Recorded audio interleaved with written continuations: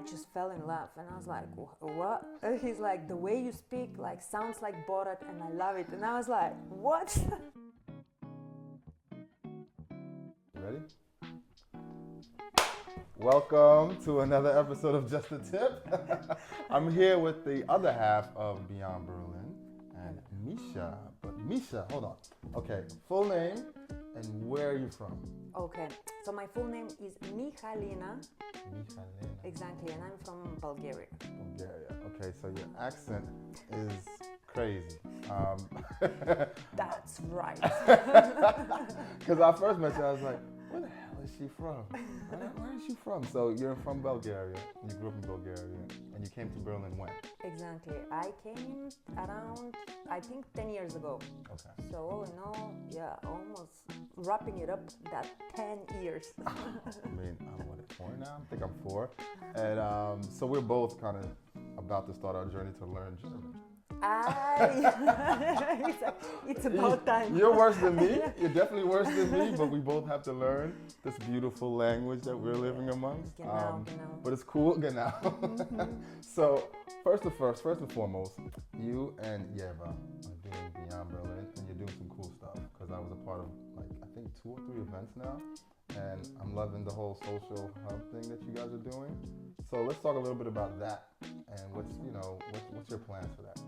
Yeah, I mean, yeah, Beyond was a massive journey for us, like since 2 years, and now we finally managed our first dream that when we started back then with Beyond. It was like, how about we at some point have our own space? And then we were thinking, one thing is to have like a certain space, but another thing is also like what it means to activate different communities and different neighborhoods. And we thought about the idea of having pop-ups and coming up with a pop-up tennis court in like unexpected places. And we had this wild idea, and we were thinking, what about the rooftop somewhere, or like, and then this year happened the very first pop-up, which is at the Social Hub Berlin. It's an awesome hub, international hotel, like for students. It's very international community. You can feel really that they have their own community there. Yeah. And it's in Alexanderplatz, so it can be more central. Yeah, I loved it. It's like central. It's a great area. I mean, shout out to Phil. It's an awesome place. I think it's a perfect place for what you guys are doing with like building communities and introducing them to tennis. Yeah. I think that's really cool. Exactly. And we kind of take over the backyard currently. Mm-hmm. And it is a smaller dimensions of a tennis court, but actually it is amazing for like beginners and people who want to try and start playing the tennis. Mm-hmm. It's just great as a condition. I loved it. So you are a tennis coach. Mm-hmm. You train tennis. Yeah. That's your thing. Exactly. I come from the tennis side of things. Yeah. If we talk about me and Yeva as a team, so I'm the tennis side. Mm-hmm. Yes, and I have a journey with that sport. Yeah. So when did you start? You're really getting into tennis, I should say. Not start, but really when you realize this is something that you really want to bring to people. Oh wow, that came quite later in life, but I would say that I started back in Bulgaria. I was probably 5-6 years old back then, and I started like in a very traditional club, like everywhere that it exists, the club culture. So it was something that it was in our neighborhood. So I joined there, and I trained throughout also my teenage times, and I was going to competitions and like facing myself there. Okay, so you played. Yeah, I played. Okay. Yeah, let's say I played, but I don't want to underestimate the other sports, but tennis is like, it's such an individual experience as well. You're there by yourself. Yeah. And it's you and your mind somehow. That is it's like golf in a way. This very nomadic kind of game. It's not so much a physical aspect. Exactly. It is the moment to concentrate and like make quick decisions as well. So when you are a teenager and like it's a learning curve, let's say. You're dealing with teenage stuff. Then I got to go on the court. Exactly, right? And then you suddenly need to like get focus and like exactly. So it was a bit of a struggle. That's the beauty of sports for me. Yeah. The beauty of sports is being able to block things out and focus on your goal at hand. Whatever it is that you have at that point, you can just put things out and then go after it. That's how it was for me.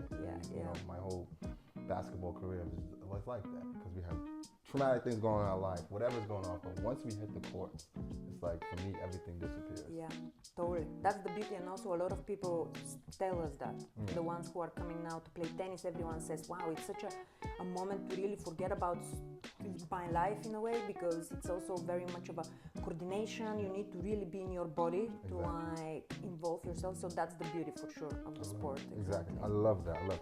So before we talk a little further, what is one of your tips for someone looking to get started in tennis, or even looking to communicate with you guys to get themselves started in tennis? Wow. Actually, tennis can be very easy. You just need the most cheapest racket ever. You don't need like expensive gear. You need the racket and you just go in the park. When we started in Mauer Park. There is the stadium there, and there is a massive wall, and you just go by yourself and start hitting the ball just to have a feeling what it means, a racket, what is a ball, where do you stand. So definitely I would say that it's super easy to start, and then you need to learn a bit of the technique, which is also not such a big commitment, but like learning how to hold the racket. And then you keep repeating. That is the most important thing, because tennis is very much of a sport that you need to learn your muscles, kind of like how to like repeat this movement. So just a repetition, I would say. Okay. So, and join beyond. Join beyond. Beyond tennis, exactly. But also, it's big important with like the way you hold the racket. Right? Yeah. So this is what I'm thinking, because I was like, when I first started tennis, it's easy for me to look at something and mimic it. And so for other people, it's not. So even when I train people, I tell them to do something, I have to go physically like show them. So for you guys, I believe, how is your hand supposed to actually be on the racket? Yeah, there is like, for the beginners, there is like two main grips for forehand and backhand. Yeah. But of course, once you get into the sport, you can like twist it and like have your own ways and like styles. But it's just two grips, like holding it, and there is a very easy exercise to like keep that in mind. And you need to also loosen up your body and hands, because when you are really holding it strong, it's very hard to switch. So you need to also kind of like get to know it, but also relax. That was kind of difficult for me, because when we play our sports, everything is like sometimes aggressive and strong. But tennis, for the most part, it's really just like a flow. Because my hand, when I loosen my grip, sometimes the ball hits the racket, and then I lose the racket a little because my grip is loose, but it's not so much loose. It's like a relaxed firmness. Exactly. So you still have a grip, but you're kind of more relaxed, and your wrist is like slippery. But that was probably one of the hardest parts for me, just getting used to just being fluent with it. So I'm learning, and I'm going to go to more beyond stuff, but it's interesting to know these little tips. Yeah, completely. And I would say that also, that's the elegance of the sport. Why people talk about tennis is a very elegant sport in a way, because it feels like a flow. Like also with like all the legs, hands, everything moves like, rather it's a dance, and you need to like embrace the whole flow of the whole body flow. Yeah, cool. So lastly, but I know you've gotten this along, your accent. Yeah, great. I mean, what's one of the funniest stories about your accent? Because I know people ask like, your accent is super deep. So what were the fun? You told me a funny one. I don't know if you want to tell me that one, but that was a funny one. Totally, I can share it. I don't mind. Like, I'm over it. By now, I'm like, I'm fine.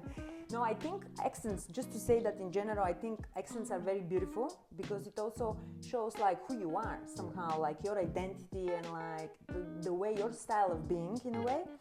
So I never try to like change it in a way, which no need. I love it sometimes. Like the story behind is that my boyfriend said, "Wow, when I met you, I just fell in love." And I was like, what? And he's like, the way you speak like sounds like Borat, and I love it. And I was like, what? Borat killed me. Exactly. I mean, I was like, I've heard a lot of lines in my life. I've never heard a line like, hey, you sound like Borat. Exactly, and I find it great. I find it sexy. Exactly. I mean, I love it. I do love it, because I'm glad you were able to tell the story, because I was like, no way. That's a confident man. I like him. That's a confident man. To go to a woman like, your accent, Borat. I love it. And then she buys it. And then you bought it. Exactly. See? Yeah, I was like, what? Oh, okay. Well, shout out to him, and Yes. thank you for coming on Just a Tip. Yeah. And again, you know, Beyond Berlin, if tennis is your thing or you're thinking about it, please reach out to them. They have a great thing going at the Social Hub. Go down, hit them up on IG, Exactly. and stay tuned for another episode. Peace. Nice.